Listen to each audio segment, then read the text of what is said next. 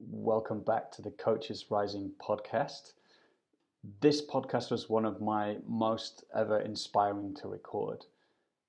I'm going to be speaking with Jim Dethmer, and he's an executive leadership coach with decades of experience.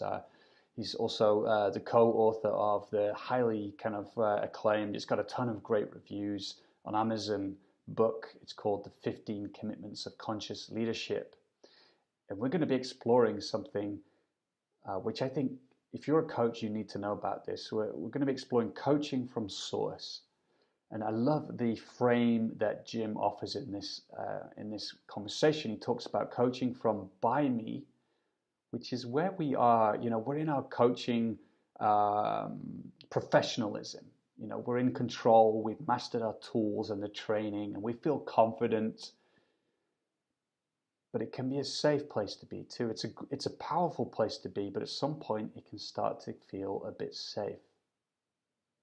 And Jim's going to talk about this transition we can make, where we dare to surrender, to let go of control in some way, and to begin to trust and open to something which is bigger than us. And that can begin to come through the coaching and inform the coaching and infuse the coaching, and then magic can happen. So Jim's going to be talking about that in this conversation. How do you do that? How do you make that switch? He's also on the faculty of our upcoming online training program called Coaching from Source, and I'll be back at the end to tell you more about that. The sound quality of Jim's mic isn't 100% perfect in this session, but we felt the content was that important that we wanted to release it. I mean, it's fine, but I just wanted to give you the heads up about that. Wonderful to see you today, Jim. How's things with you? Wonderful to see you as well, Joel. Things with me are absolutely exquisite. They just couldn't be better. I'm sitting at our cottage in northern Michigan, and out the windows are Lake Michigan, a big, huge lake, and a gorgeous summer day. And I'm just as happy as can be. Excellent. Well, today we're going to be talking about a topic which has been really close to my heart, I think probably for many years, but in some way it's started to crystallize in a deeper way, in a clearer way over the last 12 months. And in part, actually, that's from a conversation with you. We spoke about maybe nearly a year ago, and you talked about coaching with presence or from total presence. And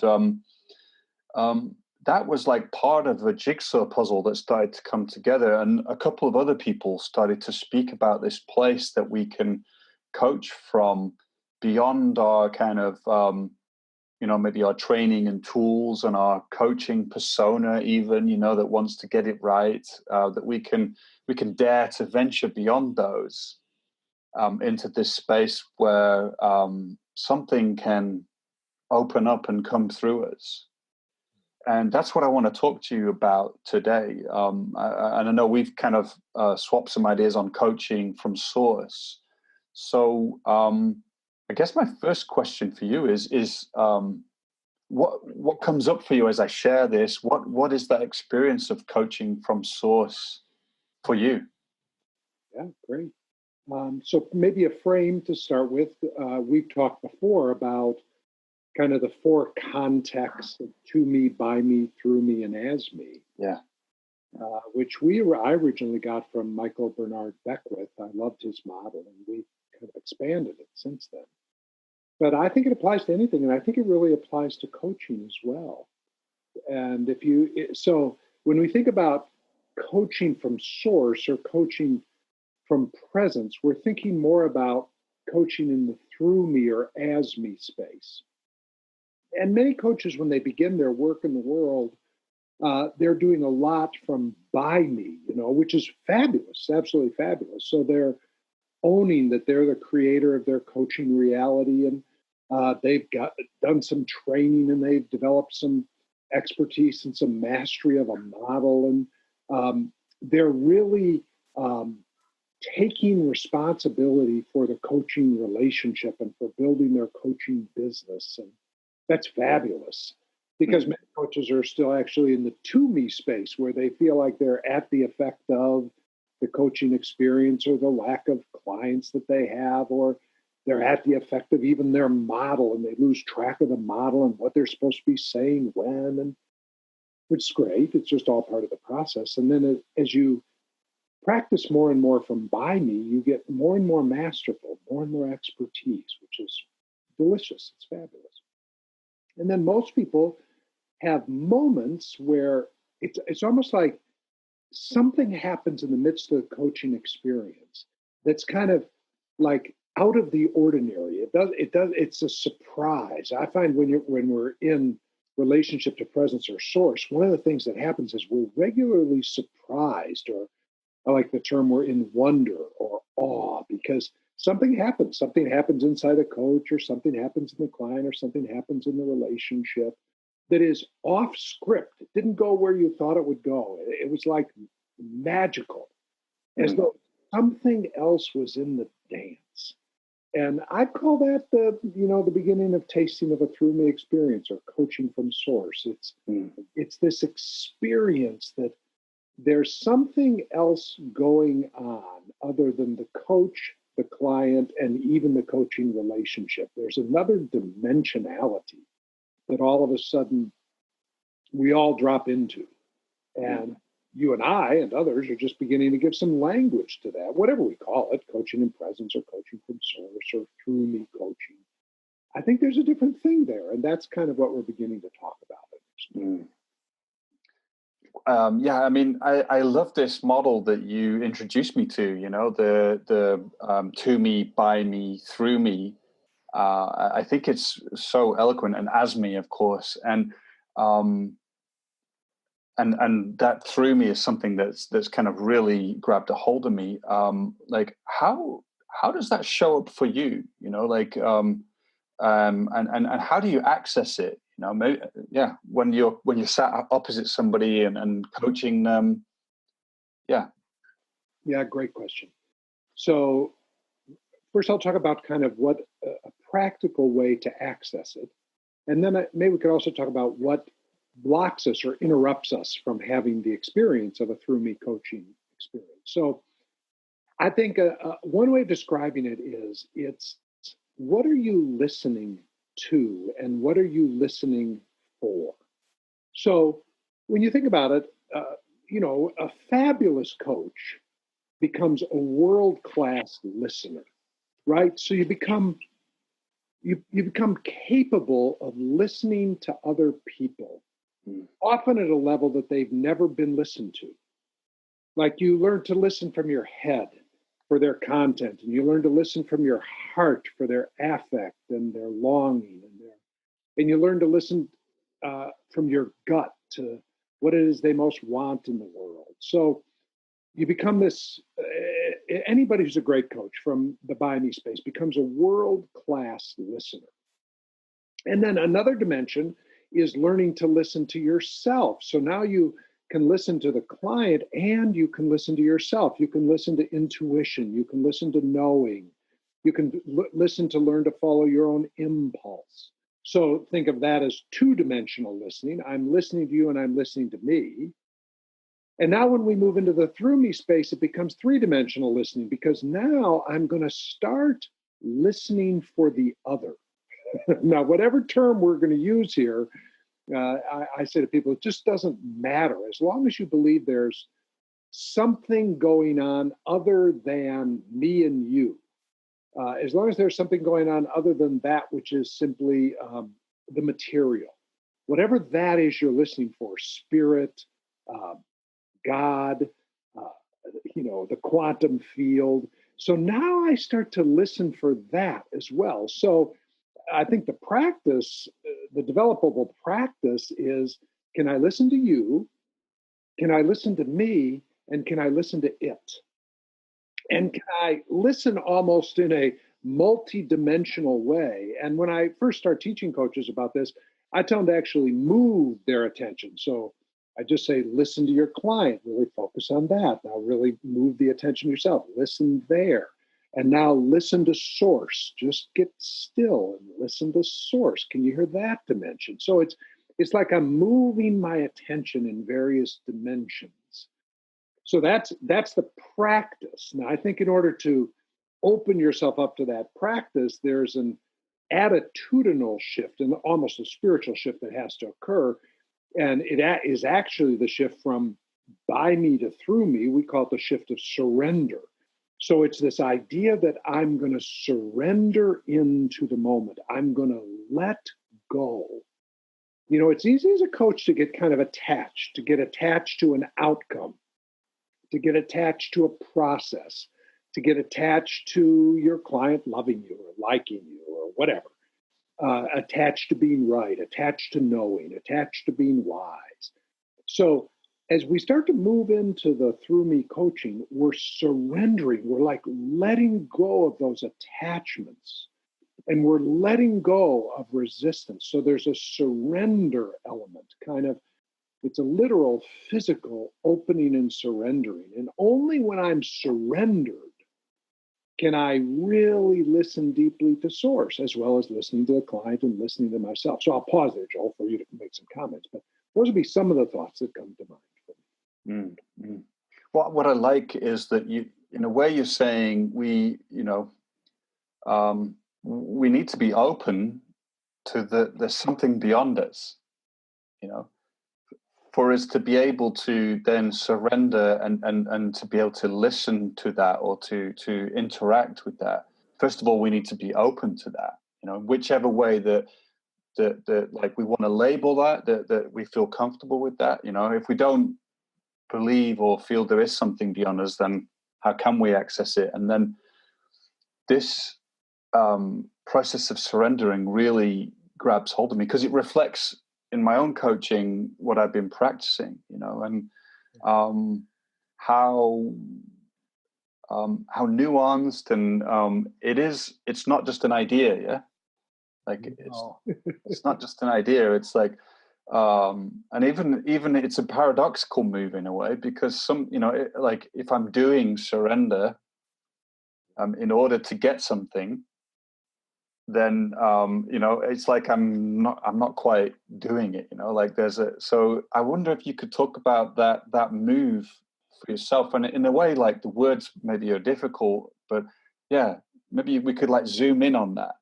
Yeah, it's great. So again, if we stay with this model of to me, by me, through me, as me, in the to me space that most people live in, they don't have a sense of power. The victim consciousness is kind of a sense that I'm not the creator of my experience. There's something happening to me, whether it's the weather's happening to me or my body's happening to me or my relationships are happening to me.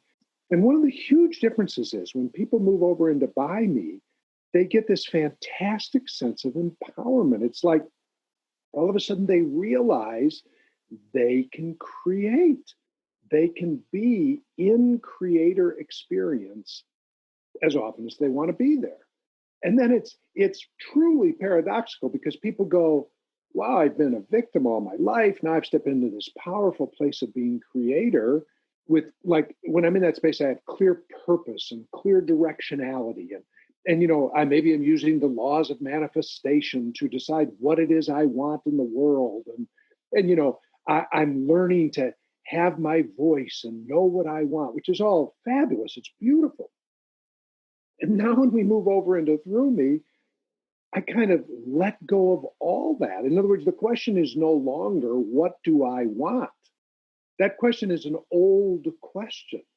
It's a beautiful question. It just becomes an old question. Now the question becomes, what does life want? What does love want? What does spirit want? It's just such a different question. And it's like you said, it's paradoxical because I've moved from this lack of direction and victimhood to this powerful creator stance. And now from this place of ownership, I just kind of let go of it all and fall. Many of the great traditions, picture this surrender move as a falling move, of a letting go, of a relaxing into.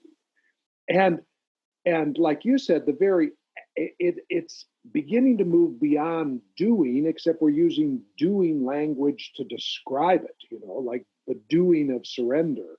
But it's really not a doing at all. It's just, again, it's just more like taking your hands and just going, it's this opening, it's this receptivity, it's this waiting. It's like one of the things I teach people when they start to live in this space is stillness is such a friend of surrender. Most of us have such a predisposition towards movement or noise or activity. And when we start to live in this space, stillness is almost, it's a prerequisite, because I have to be able to tolerate stillness, emptiness, silence long enough. And I develop more and more capacity to tolerate it, that I can tolerate it long enough until I hear, what like some spiritual traditions call that still small voice that often begins as a whisper. And we could even talk about the language of what is the through me experience like, because it's very different for different people. Some people actually hear words. Some people see images. Some people hear sounds. Some people feel sensory experience at various places in their body. And the coaches who want to play with this in the coaching experience are going to kind of play with what is the frequency. It's like a station on a radio, an old-time radio where you would dial in a frequency. What is the frequency that I tune into that when I'm in that frequency and when I get still, I hear it, I see it, I taste it. It can be sensory, it can be visual, it can be so many different things. So again, I'll pause, Joel, for you to riff back, but there's some experiences that I have around that I can put some words to, like I just did. Mm. Yeah, I think that stillness seems so important here, because there's something about when we trust, and we can surrender to the unknown. We might call it the unknown in some way. We can listen, that something can emerge out of that, that can then come through us. And so I think that's a key part of this here, is that we need to have the capacity or the maturity, or to be able to trust, to be able to trust that something may come through. And I think that requires for us in our identity that maybe we faced our need also in this kind of by me phase that you're so beautifully talking about. Like I think one of the shadows of that is that its identity is somewhat based upon being powerful, upon knowing, or upon being able to get to be able to get to the place, to be a good coach. And that can all kind of,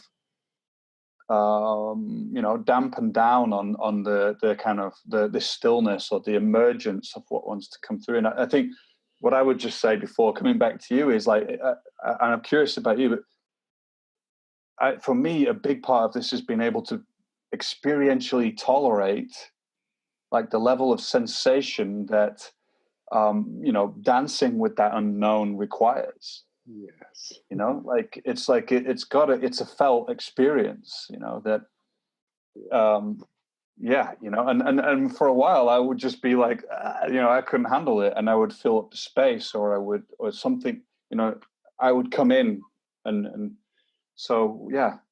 Yeah, beautiful. Well, again, just think about it developmentally. If we keep, teasing this model out a little bit more, when somebody decides they're going to be a coach, or they respond to a calling to become a coach, oftentimes they have a lot of innate skills. Most people have innate skills, like innate skills for listening, or innate skills for empathic connection, or even innate skills for wisdom. But they need a model, so they go get trained to be a coach, and then the model kind of is in the forefront. At first, you're learning the model, and so you're like you're like really making sure the model. And then you develop mastery of the model. And then as we move to this through me space, the model just softens, it just recedes. It's like the model just becomes one of several things that I can dance with in the moment to see what wants to happen. So all the certainty is receding. It's moving to the background. The certainty that comes from external models. And there's another kind of certainty that has to come forward. It's a confidence. It's a trust. Use the word trust. I love the word trust. There's a trusting. And one of the things I talk about a lot is I love the Sedona method, and I love Hale Dwoskin, and I love that they've identified, the 5 core wants: approval, control, security, separation, and oneness. And I usually just work with coaches on just the first 3: approval, control, and security. And unless you can reliably experience that there's enough approval, you're loved enough, you're wanted enough, you're valuable enough, like you develop a stable sense of okayness around approval and a stable trust in control. You no longer have to control your world. You don't have to control the coaching experience. You don't have to control the client. You can let go and just trust that everything that needs to be controlled is being controlled just as it is. And you no longer need safety and security from the outside. Many coaches still, at a very practical level, are looking to their coaching business to have enough money, and they believe that if they had more money, they'd have more security. So if a coaching experience starts to, become problematic or go south a little bit, then it threatens, because they get afraid their client's going to leave, they're going to lose the income source.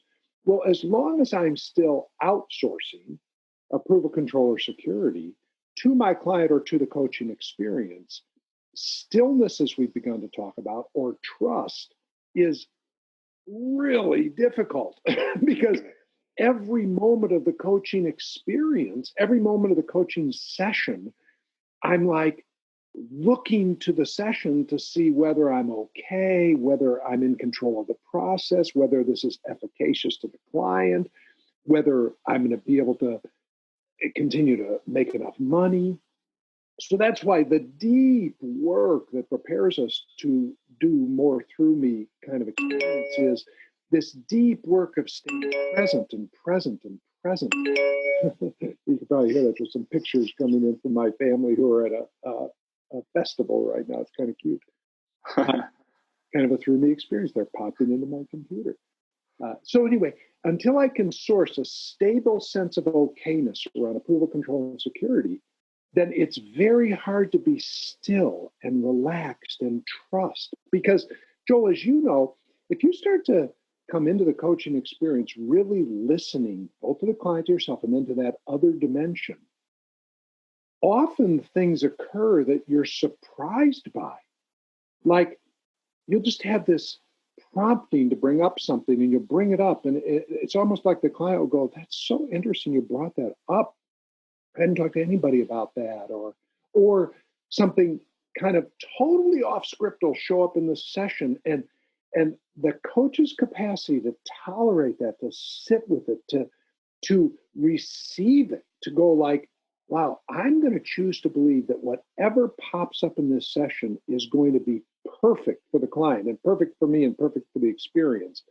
That basic trust, as A.H. Alma's called it, that basic trust is essential for coaching from source or through me coaching.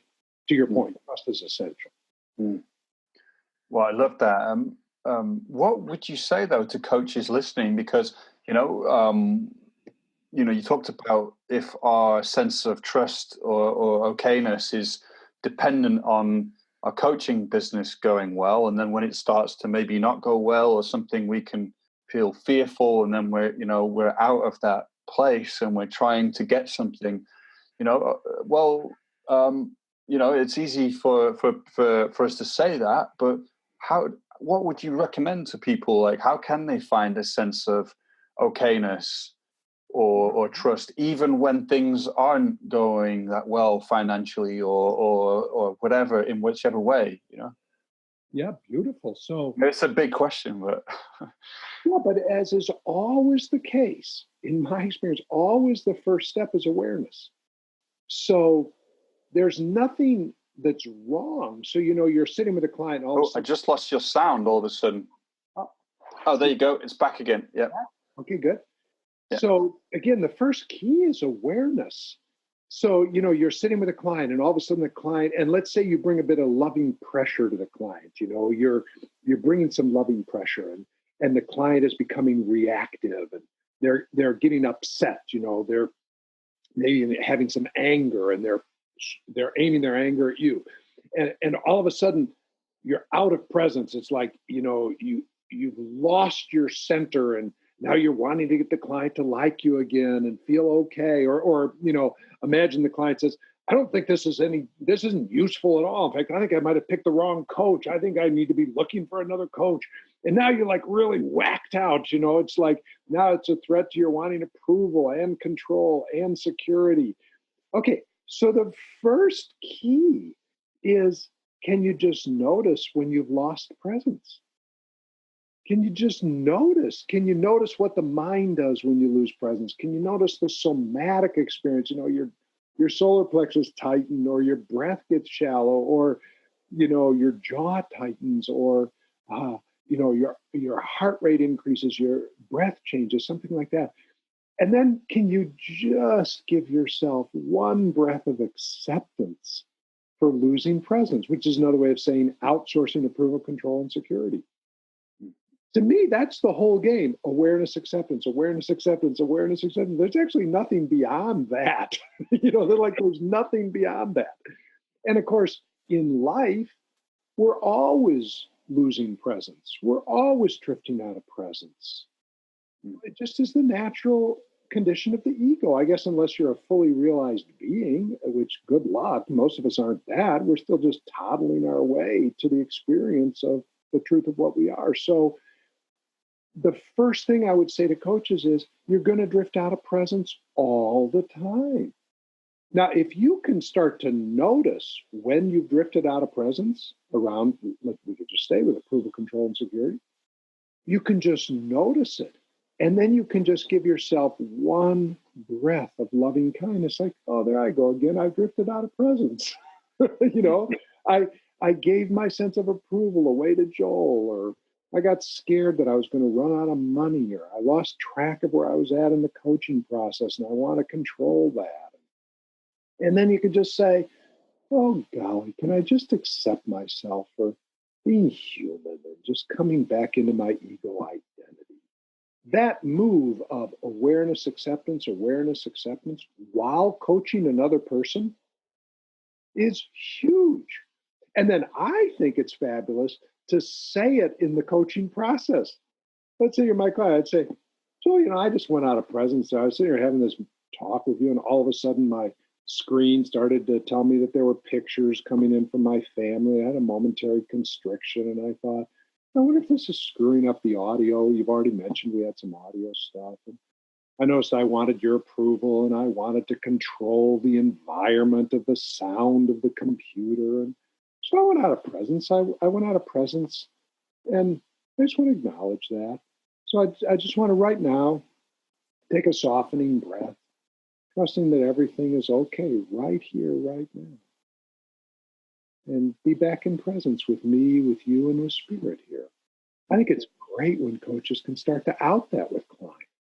Because we're good at modeling, We've talked before, I think Katie Hendricks is part of this program with you, and so much from Gay and Katie. But one of the first things I ever learned from Katie was she said, the whole coaching thing changes when you decide that all of your experiences as the coach are perfect for the client's learning.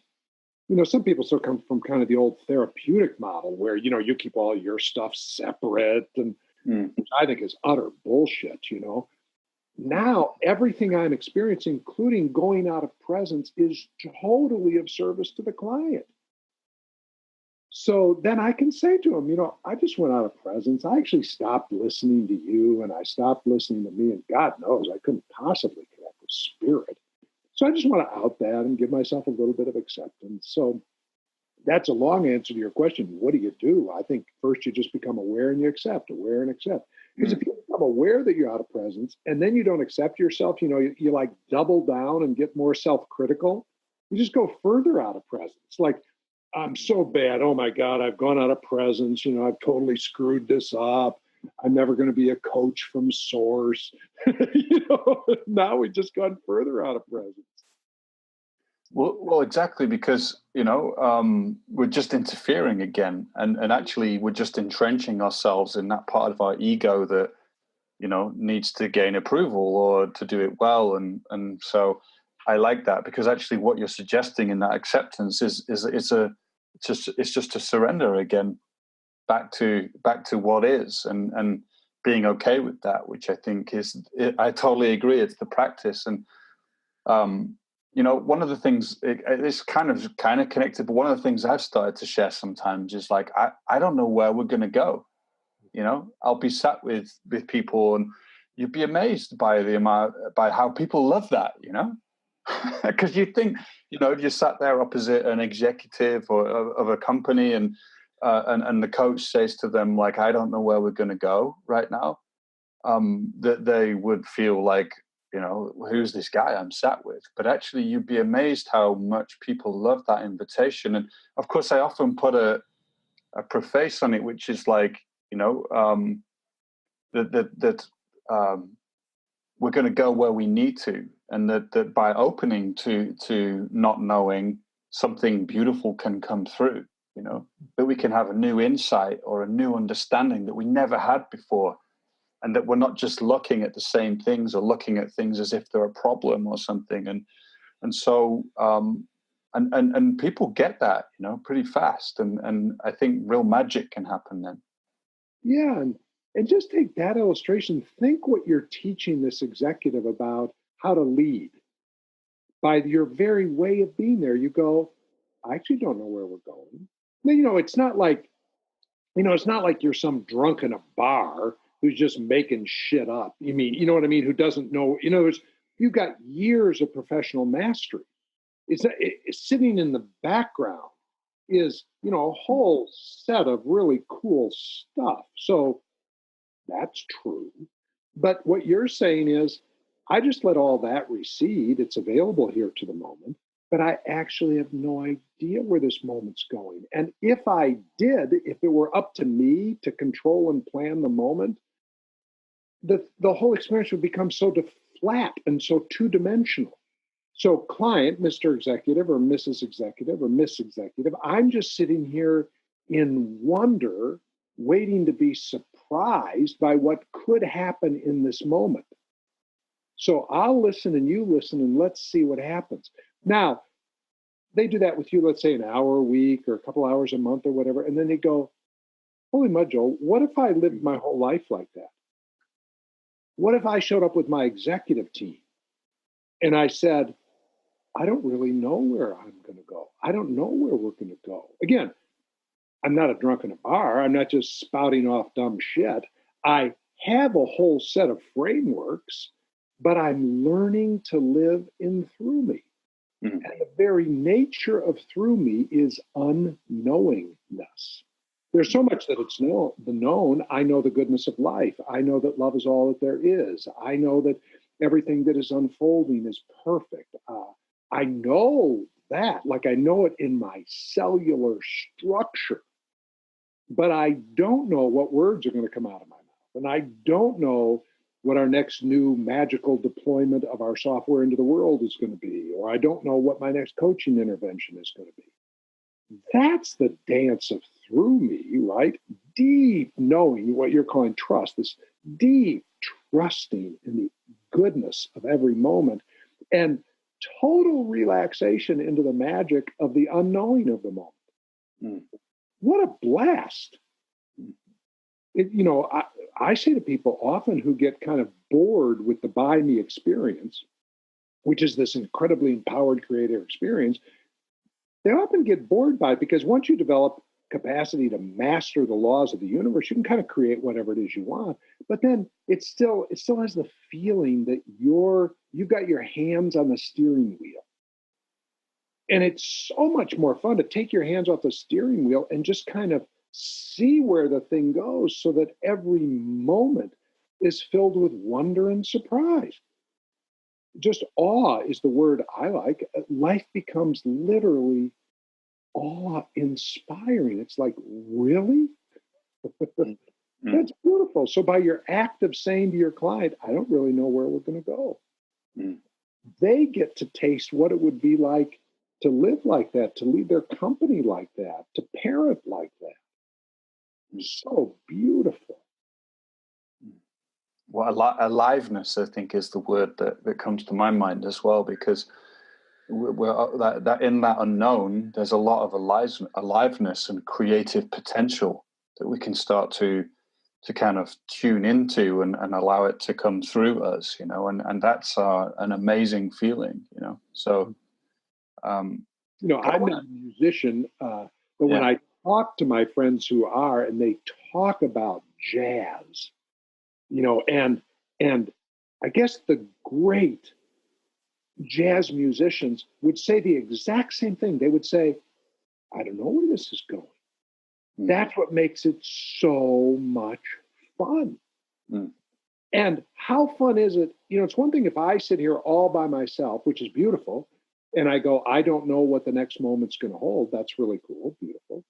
But what about if now there are 2 of us, and now there are 4 of us, and now there are 8 of us, and now the improvisational dance is not just me, now it's you. And I get to be in dynamic aliveness and relationship, with whatever's coming into the world through you, as well as through me, as well as through us. Well, the multiplier effect is huge in terms of you get more and more people listening with that third ear, if you will, to the other, to the self, and then to the whole. It just gets fun. I mean, literally, I don't hear people who live like this complain about life being boring very often. It just isn't part of their complaint. Yeah. And I can feel it here right now. It's not as if we sat down and planned what we were going to talk about. Of course, we had a bit of an idea, but we just met and we just said, okay, what's the conversation about? Coaching from source. And I can feel there's a certain kind of emergence to what's each of us are saying. I'm getting energy from it. I want to ask you about because I know you coach a lot, and I've mentioned like coaching executives, and I know you coach leaders and stuff. And I want to kind of bring this into the kind of the world of leadership and executives and entrepreneurship and whoever people might be coaching. They're living in the real world, and if this isn't seeming really practical as well for people that are listening, I want to tie it to that, because for me this is a very practical way to coach and to live.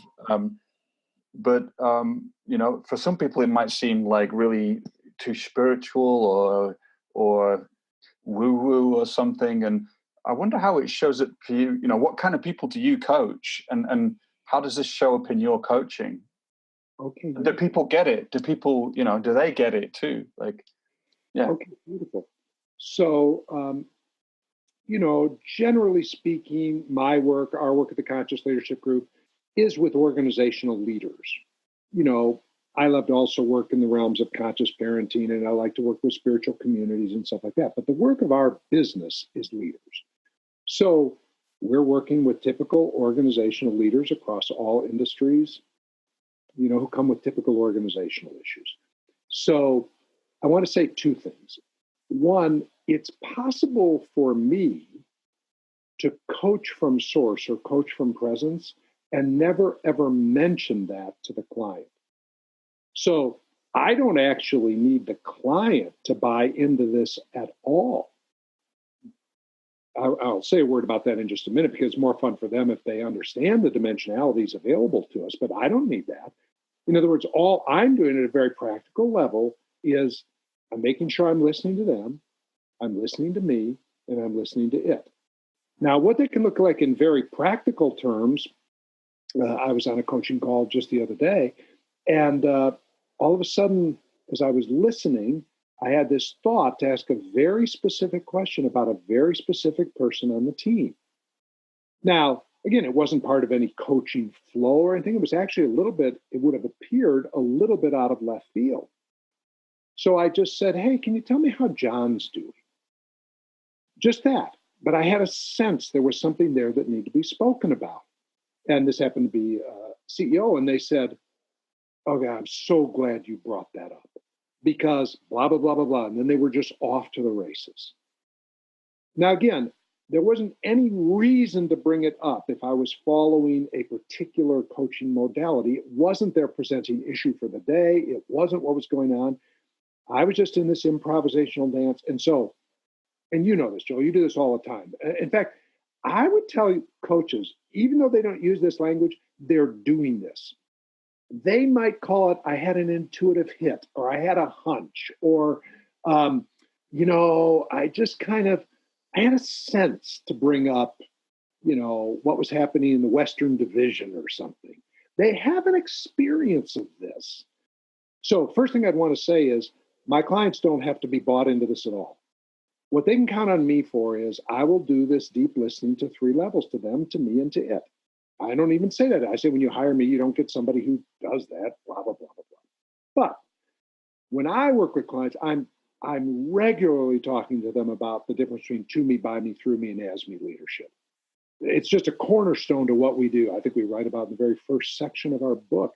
Because again, it's just such a useful model. So I'm talking to leaders all the time around, are they in to me or by me? Because most leaders are in to me. They're in victim consciousness. They're at the effect of the markets. They're at the effect of their third line going down in the middle of the night shift, or they're at the effect of their CFO who's lazy or whatever. So I'm talking to them about moving more and more into by me and taking responsibility, radical responsibility, and being the creator of their experience and blah, blah, blah, blah, blah, blah, blah. And then periodically, when they're ready, I'll start to introduce them to listening leadership, where the big question is not what do we want to accomplish in the world, but what wants to be accomplished in the world through us. Now, it takes time till they're ready. But then when they're ready for that, then I say, could we actually let our coaching process be like that? So what that's going to look like is we'll begin every coaching session with stillness. And when I coach like this, there's more and more stillness in the coaching session. But we're not doing it so much here, little bit. If we were in a real coaching environment, it wouldn't be uncommon at all that there would be gaps, spaces. And I think coaches who get comfortable with through me or coaching from source get incredibly comfortable with stillness and gaps. In fact, often the whole cadence of the experience slows down. So that to say, to answer your question, is it woo, blah, blah, blah, blah, blah? It doesn't need to be at all. You don't have to tell your clients about it. They want to learn about leadership from listening, leadership from stillness, leadership from following, surrendering. Then you can introduce that, and then that can become part of the coaching experience.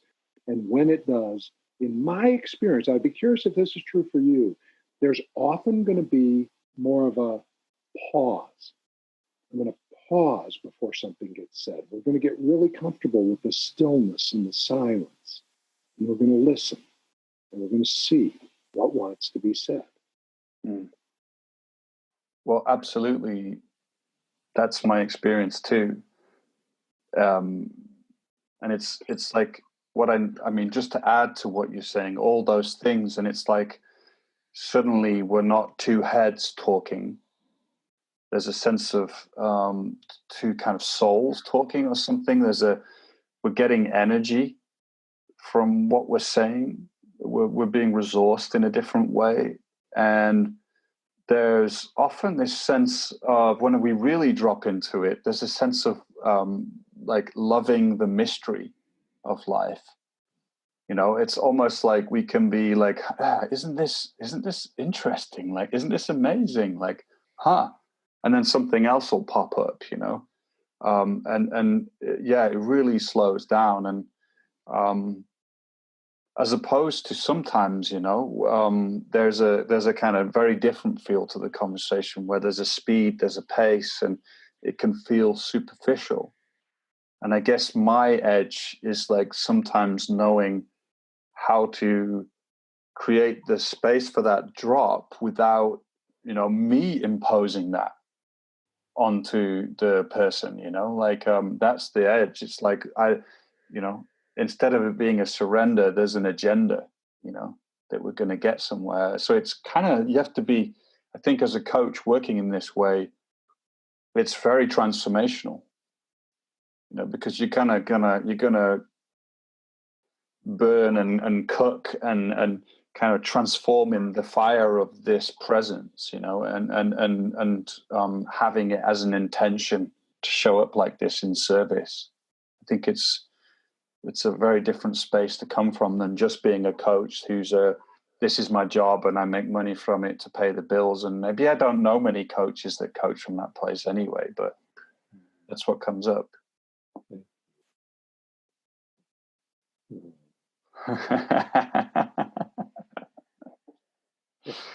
Yeah. You have such a beautiful heart. You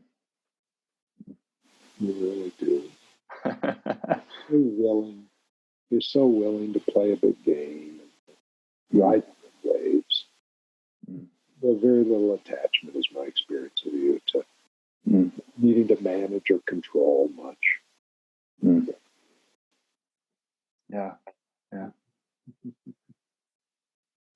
We're coming to the end of our time together. Just to reflect on that, as I was growing up, like I think that's always been part of my character in some way. In a way that at one point, I actually needed more by me, because in the earlier days there was a kind of very little attachment, but it didn't have a power to it or an energy to it. So actually, I needed to step into by me more, and generate that capacity to create. And then as I was able to inhabit that, then I've been able to surrender back into that capacity more. And it's funny, the reason why I bring it up is because I was talking to somebody who said they read all these biographies about famous people. And what they noticed was a lot of these people, the very thing that they were criticized for when they were young, that they then became their trademark when they were older. It became the thing that kind of had them stand out a little bit. It was the idiosyncrasy about them that gave them the flavor. And so that's what comes up as you share that. So yeah, I love it too. I think you're bringing forward a beautiful point. Some people, in my experience, you're a little out of the norm for most coaches, just my observation, my story, in that you probably start with a deep spirituality, a deep, whatever you want to call it. You probably came packaged that way. And what I hear you saying is you need to spend a little time creating some structure, some purpose, some ability to manifest, to do that by me thing.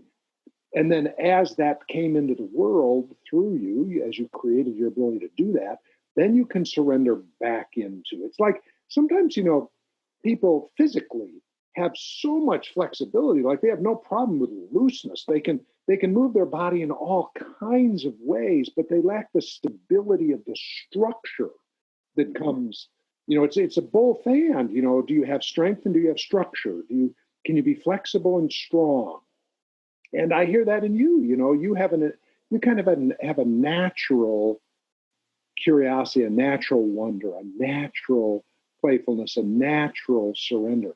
And you move the other way to develop some structure that could support your easeful spirituality coming in the world in a powerful way. That's a beautiful awareness.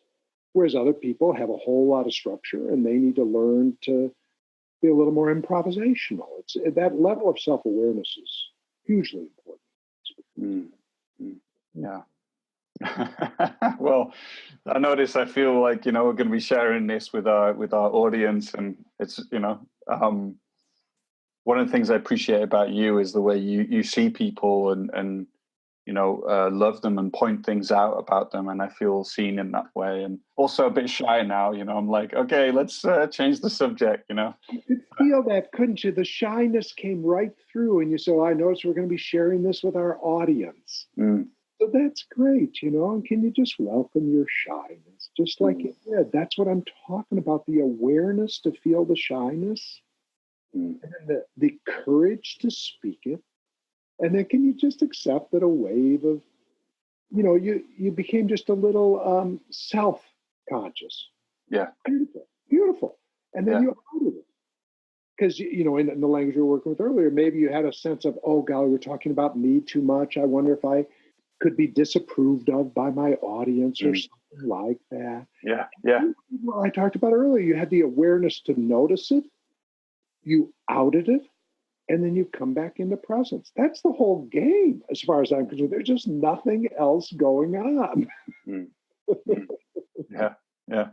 And that track, that's my experience, It's like, it's the energy, the slight grab, it's kind of dissipated as it's been named, So yeah. Hey, well, let's bring things to a close. I love talking to you. It's always, it just feels like there's this deep friendship here, even though we've only spoken, I think, 4 or 5 times, but it's always very rich. So thank you, Jim. I really appreciate it. Thank you. What a deep, deep pleasure to be in this conversation with you today. It's me again. I just wanted to tell you about Coaching from Source, How to Be a Transformational Presence. That's our new online program for coaches. So you can take part in that wherever you are in the world. It runs from October the 11th till December the 15th. And it's cool. It's going to be delivered through live video teaching sessions. There's going to be offered experiential practices that you can go out and do every day. You're going to be given transcripts of all the sessions, integrated workbooks. It's really an immersive learning experience, and week by week you'll be guided by an amazing faculty of teachers. We've got Jim Dethmer, but we've also got Richard Struzzi Heckler, Karen Kimsey House, Katie Hendricks, John Prendergast, and Michael Neal. So what a lineup. Those guys have been teaching for decades. So if you want to know more about it, if you're inspired by what Jim's been sharing and you want to bring this kind of through me coaching into your coaching, then you can head to coachesrising.com/coaching-from-source. That's coachesrising.com/coaching-from-source.